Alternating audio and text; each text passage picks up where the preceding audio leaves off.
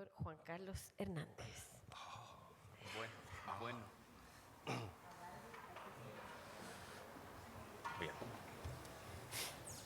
Bien, vamos a conversar sobre las fracturas de tercio distal del antebrazo, probablemente de las fracturas más frecuentes en la infancia, cercano al un cuarto de ellas son a este nivel, y del antebrazo las de tercio distal son sin lugar a dudas las más frecuentes.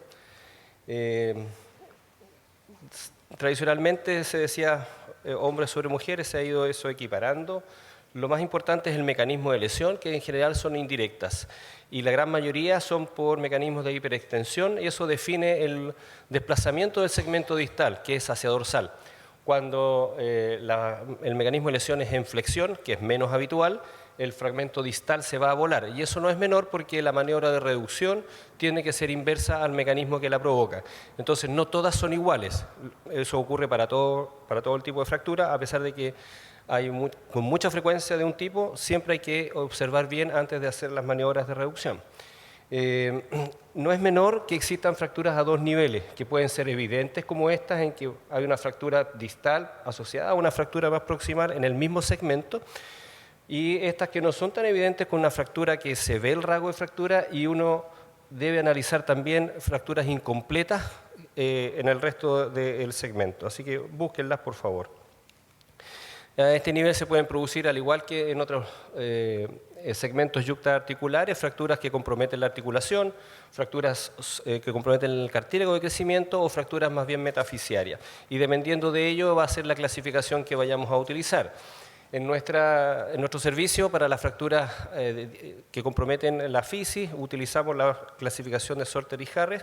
Sabemos que en otros lados ocupan otro tipo de clasificaciones como las que están descritas en la diapositiva.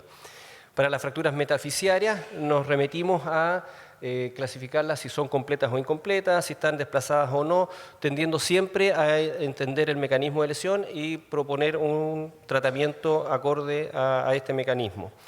Y sin duda lo que ya hemos estado tratando de inculcar de a poco, empezar a internalizar la clasificación AO que engloba todo este tipo de fracturas, sean articulares, sean metafisiarias, diafisiarias o alrededor de la fisis.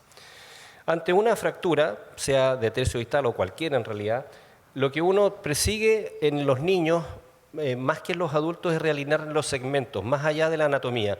De repente no vamos a ser capaces de obtener una reducción anatómica, pero sí debemos tener una reducción que nos permita que los segmentos proximales y distales estén orientados correctamente, permitiéndonos cierta variabilidad en la reducción angular en los distintos planos, pero no rotacionales, porque sabemos que eso no nos va a remodelar correctamente.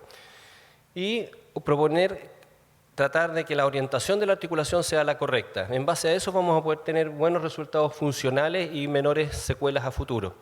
Para poder obtener este objetivo tenemos dos pasos: reducir la fractura y luego mantener esa reducción. Y para ello nos podemos apiar de distintas armas como yesos, osteosíntesis, etcétera, pero todas con un compromiso de control, que es muy importante. Para la fractura de tercio distal de antebrazo, sin duda el manejo en general, la gran mayoría son ortopédicos, por lejos sobre los quirúrgicos. Ahora bien, ¿en qué situaciones utilizamos tratamientos quirúrgicos? En pocas, pero no menos importantes. Cuando hay compromiso articular, ya sea porque haya escalones articulares o diástasis importante, debemos recuperar la función. Y para ello vamos a ir a hacer reducciones las más de las veces abiertas para poder observar que nuestro objetivo se cumple, y si las hacemos cerradas, apearnos de algunos elementos que nos permitan cerciorarnos dentro del pabellón que lo que hicimos es lo correcto. Podemos hacer fijaciones percutáneas de algunas fracturas que estén diastasadas con cierto grado de compresión entre los fragmentos y cerciorarnos con algún medio de contraste intraarticular que nos permita observar si existe o no un decalaje de la articulación. Pero si no tenemos la seguridad o no tenemos disponibilidad de ello, es preferible abrir y darse cuenta que realmente se ha logrado el objetivo de reconstituir la superficie articular con una osteosíntesis estable.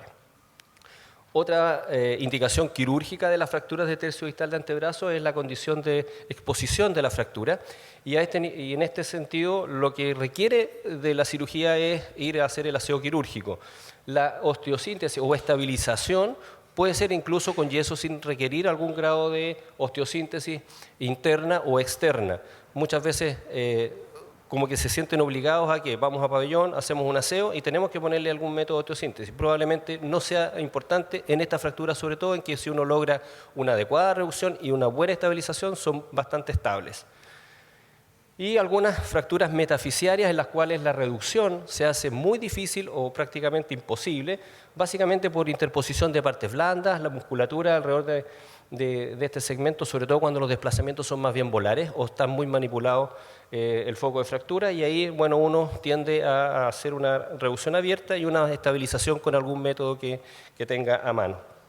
Pero sin duda la gran mayoría de estas fracturas son de manejo ortopédico, y eso es porque tenemos entendido muy bien cuál es el mecanismo de lesión, cuál es la maniobra de reducción, y aprovechamos en la gran potencialidad que tiene la fisis distal del radio como para poder aprovechar algunas alteraciones de reducción residuales que van a ser remodeladas por esta fisis.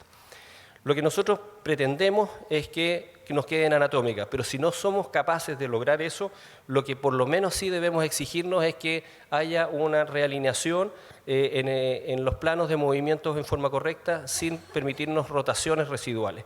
Eso sabemos que por el potencial de crecimiento, sobre todo en niños pequeños, va a generar una remodelación a largo plazo.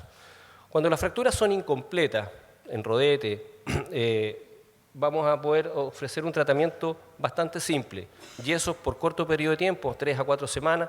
Incluso muchos podemos usar en algunos casos valvas o incluso órtesis. Y hay varios trabajos que describen el manejo solo con órtesis de estas con velcro, pero que tiene la salvedad de que los niños se las pueden sacar y eso puede condicionar un poco la evolución y la mala tolerancia del tratamiento. Pero el manejo es bastante simple en estos casos.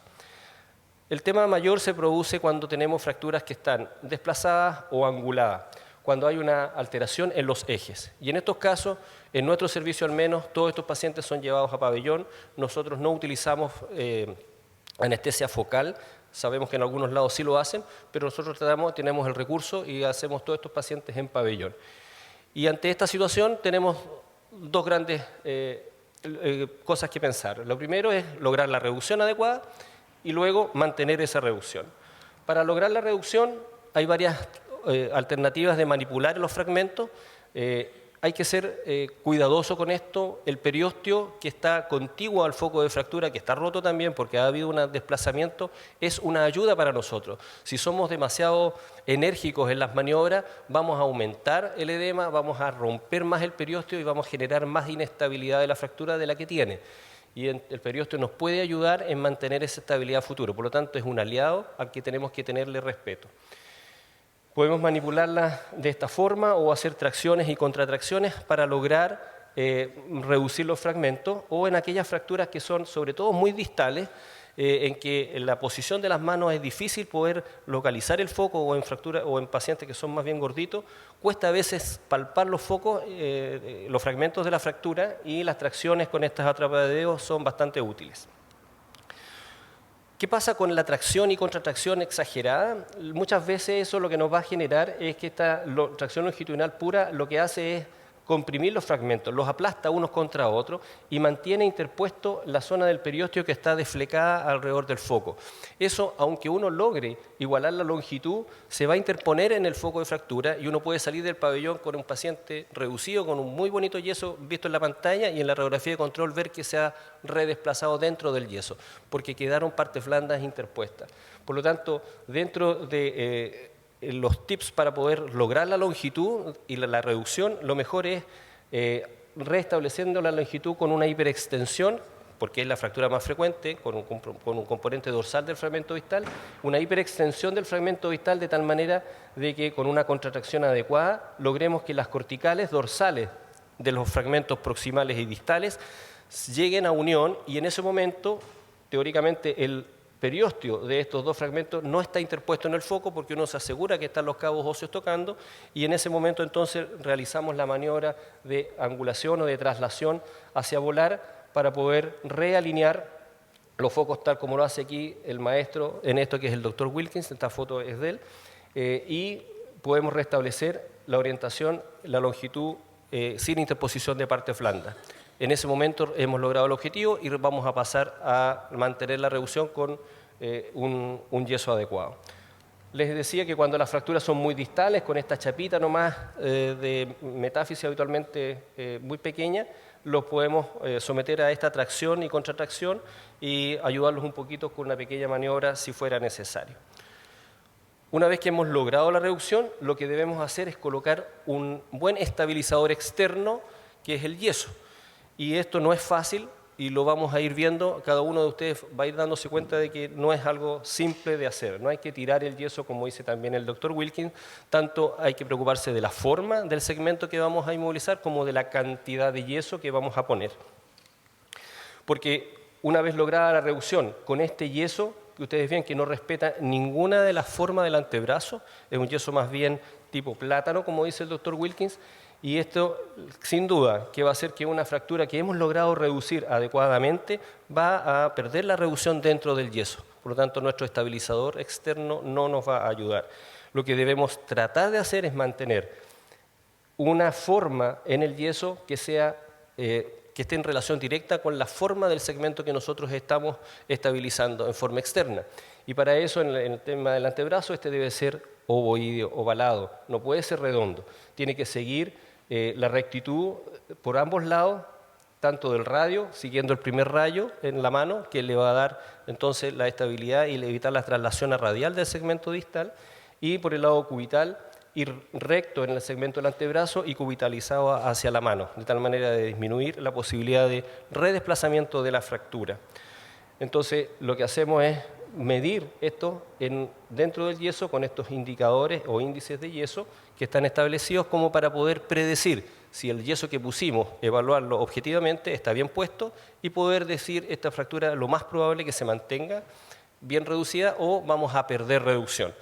Este es el clásico índice que nosotros tomamos, pero si uno revisa en la literatura hay otros valores que uno puede encontrar para poder predecir o objetivar si que el yeso que uno colocó está bien puesto o no. Y uno puede medir distancias entre el yeso y el espacio que hay entre la piel y el dorso en relación al ancho de la diáfisis o del foco de fractura. Está descrito en la literatura, lo pueden revisar. Aparte del moldeo del yeso, en la postura del yeso es muy importante que se vaya solidarizando la venda. Es el momento en que uno puede ir adosando el yeso al segmento que uno está inmovilizando y con eso va sacando el aire y va haciendo que las vendas queden unidas unas con otras y no se vayan desprendiendo como ya nos pasó en el primer grupo y que probablemente nos vaya a seguir pasando. Eso es uno de los trucos que hay que hacer. También mantener y colocar el yeso en la posición que uno tiene ya destinada, que va a ser la posición de reducción de la fractura. Porque si uno coloca el yeso en una posición neutra y luego con el yeso fraguando hace la maniobra de reducción, lo más probable es que el yeso se les quiebre. Y ese quebrarse del yeso va a generar, primero, una poca contención y segundo, un riesgo porque va a producir heridas o zonas de presión en el antebrazo que a la larga puede generar una complicación no deseada. Es muy importante comprender el apoyo en 3 puntos, que es la forma en que uno le da una forma al yeso que va a hacer que cuando funda el edema y quede necesariamente algo de espacio entre el yeso y la piel, los fragmentos no tiendan a reproducir el desplazamiento que tuvieron al momento de la fractura. Y el objetivo de esto es, más que aplastar la fractura a nivel del foco, es a distancia, para generar un buen mecanismo de palanca, tratar de evitar que los fragmentos se desplacen, de tal manera de que si la fractura, como es lo habitual, tiene un desplazamiento hacia dorsal, el segmento distal, nosotros distal a la fractura y proximal a la fractura podamos tener un apoyo en el sentido inverso al del desplazamiento con un solo apoyo en el sentido del desplazamiento por volar, de tal manera de que esto genere 3 puntos sobre los cuales el segmento antebrazo va a mantenerse estable. Mientras más alejados del foco uno, al igual que en los fijadores externos, uno haga las palancas, más eficiente va a ser la fuerza que hace para mantener la reducción de la fractura dentro del yeso. Yesos largos o yesos cortos, eso es algo que también está en discusión. Tradicionalmente, después de una reducción de una fractura de tercio distal de antebrazo, nosotros lo que hacemos es poner yesos braquiopalmares, o sea, yesos largos. Sin embargo, están descritos que un buen yeso moldeado, voy a ir a misa, Un buen yeso moldeado, aunque sea corto, es un yeso que puede mantener una buena reducción. Por ahora nosotros seguimos usando yesos braquiopalmares. Si es en supinación, neutro o pronación, ya lo discutíamos con un primer grupo. En general, en las fracturas más proximales seguimos colocando los supinados. Pero en las fracturas más de tercio medio distal, basta con que esté en posición neutra y no forzada para que se mantenga la reducción. Lo más importante es la forma de la postura, sacar el aire y el buen moldeo. Incluimos el pulgar, no porque nos dé más estabilidad, sino para evitar esta complicación que vemos con bastante frecuencia, que es que se aguillotina la zona de la base del pulgar porque los niños usan el dedo y porque nos queda muy apretado el yeso en la pasada en ese lugar. Entonces, para evitar este problema que nos obliga a estar abriendo con cierta frecuencia de a poquito el yeso, tratamos de incluir parte del pulgar dentro de nuestro yeso. Complicaciones hay, y hay varias. Lo más frecuente son que los niños se meten cosas adentro para poder rascarse y se les quedan metidas adentro y pueden producirse heridas que se van a infectar y pueden generar un problema mayor que el problema original. Yesos compresivos, nuestra conducta en el hospital es cada niño que va a pabellón se queda hospitalizado hasta el día siguiente y observamos al menos 24 horas el tema de compresión. Y en aquellos yesos que se colocan en la urgencia, la indicación a los padres es fundamental de las complicaciones que pueden haber por un yeso compresivo. Muy importante ir poniendo los yesos en forma correcta para que no se nos vayan quebrando. Darnos el tiempo de poner los yesos para que fragüe correctamente y no se articulen, a menos que estén haciendo una órtesis como la que hicieron en nuestro grupo primero. ¿Ya? Estos son yesos más que funcionales, no nos sirven a nosotros. ¿Ya? Moldeo de los yesos. La idea del yeso es que sea moldeado. Este es un yeso que pusimos en el hospital y nos pasó igual que acá. No moldeamos el yeso y eso no tiene ninguna cosa más que ser algo decorativo. Complicaciones que pueden ser intrínsecas de la fractura, que no tienen que ver con la postura del yeso, como traumas de alta energía en que uno sospecha o puede sospechar que haya una lesión fisiaria que genere a la larga un acortamiento o un cierre fisiario no deseado. O fracturas que fueron irreductibles y, como ya se comentó ayer, por múltiples intentos de reducción pueden generar también estos cierres fisiarios no deseados o malas uniones, que no es algo que uno desee que ocurra. En resumen, las fracturas de tercio distal de antebrazo son frecuentes, lejos las más frecuentes en el antebrazo, y tienen complicaciones inherentes a la fractura y al tratamiento que nosotros podamos hacer, sobre todo en la postura adecuada de un yeso. Sospechen siempre las dobles lesiones dentro del mismo segmento, que no son algo tan infrecuente. El tratamiento por lejos es ortopédico y debe ser bien hecho con el tiempo adecuado y con la paciencia que corresponde, pensando en lo que estamos haciendo, e informar a los padres de las probables complicaciones y los cuidados que debemos tener con los pacientes y con el yeso. Y la idea es, lo que estamos haciendo en este curso, estimularlos a que nos acostumbremos a poner buenos yesos para nuestros pacientes.